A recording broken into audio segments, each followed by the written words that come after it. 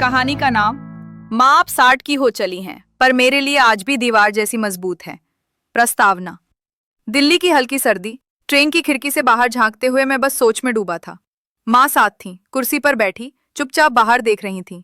उनके चेहरे की झुर्रियां अब साफ दिखती थी और आंखों में कुछ थकी थकी सी उदासी थी, लेकिन फिर भी एक गजब की गरिमा, एक शांति जो शायद सिर्फ माँओं के पास होती है। कहानी। माँ अब 66 की हो चुकी हैं। साड़ी की सिलवटों में वक्त की थकान थी।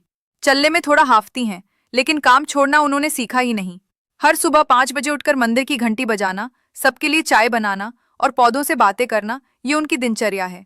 कभी कभी मैं देखता हूँ, वो अकेले कमरे में पुराना एल्बम खोलकर बैठती हैं, मेरी बचपन की फोटो देखकर मुस्कुराती हैं, फिर जल्दी से पोंछ लेती हैं अपनी आंखों के कोने। एक दिन की बात। थॉटफुल। माँ, अब आप आराम क्यों नहीं कर लेती? वो बोली।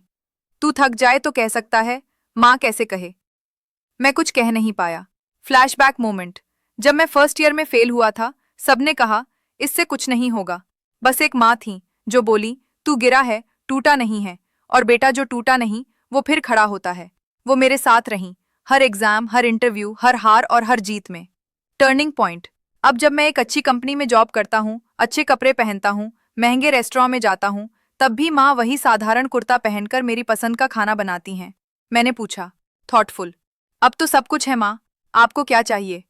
उन्होंने बस इतना कहा, जेंटल, बस कभी कभी तू खाली होकर बैठा कर मेरे पास, सॉफ्टली। एयरपोर्ट वाला सीन।